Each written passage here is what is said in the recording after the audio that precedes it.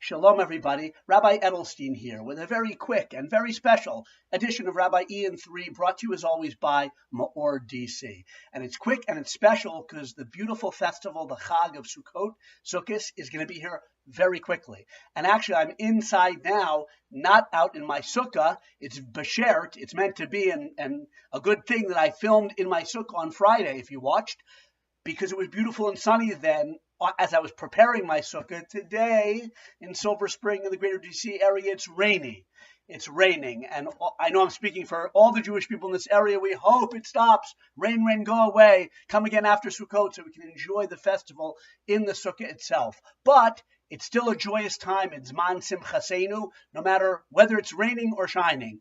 And an interesting point you might not know, if it's raining or otherwise uncomfortable in the sukkah, you are not obligated to sit in the sukkah because you're supposed to dwell in the sukkah, the Torah says, as you dwell in your house the rest of the year. So if there was water pouring in or some other terrible inconvenience in a room in your house, you would leave that room. You would not sit there and eat or sleep or whatever. So we're patur, we're exempt from sukkah if it stays like this, rain into, but we'd rather be out there. It's so beautiful out there. But it's a beautiful holiday anyway. As I mentioned last week, it's after Yom Kippur. We're purified. It's one of the Chagim, one of the three pilgrimage festivals of the Jewish people. And I just want to share, like I said, a very quick thought. One other aspect of the simcha, the walls of the sukkah, when we're sitting in the sukkah, are supposed to call to mind the anane hakavod, the clouds of glory that surrounded the Jewish people when God took us out of Egypt. And that, the great commentators say, is really the deeper idea of the joy and the simcha of sukkahs, or rather one of the deeper layers of joy, because true joy, true simcha, is when you feel secure and you have bitachon, trust and faith in God that He's taking care of you as an individual, us as a Jewish people, throughout the long wilderness of our diaspora history into the miraculous 21st century we live in now.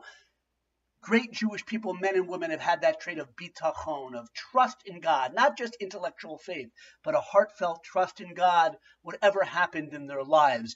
That is the true root of simcha, of joy in general, and we should work on that on this holiday as we're sitting in the sukkah or sitting in our homes. If it's raining outside, to accept that with joy and with simcha as well. I'll close with a beautiful thought from Yehuda Halevi, a very great rabbi and philosopher and poet in the Middle Ages. His classic book, Kuzari, which every Jewish person should have and read. He says beautifully, he's talking about awe and love being the two main emotions that we bring to our service of God. And really everything can be divided between those two, and they don't contradict each other, but sometimes are more appropriate for one than the other. We had Yom Kippur. That was a time of awe and of fasting to humble ourselves before God. But listen to what he says. Listen to this. You're meant to become close to God with both types of emotions, awe and love. Your humility during fast days will not bring you any closer than your simcha, your joy on the Sabbath and the festivals, provided that your joy is properly directed.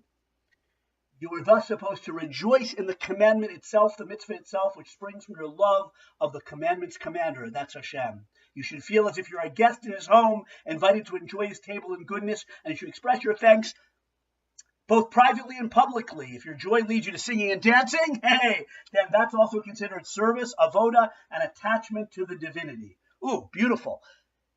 Submissiveness in fasting on Yom Kippur, that's appropriate. That's Yirat Hashem, awe of God.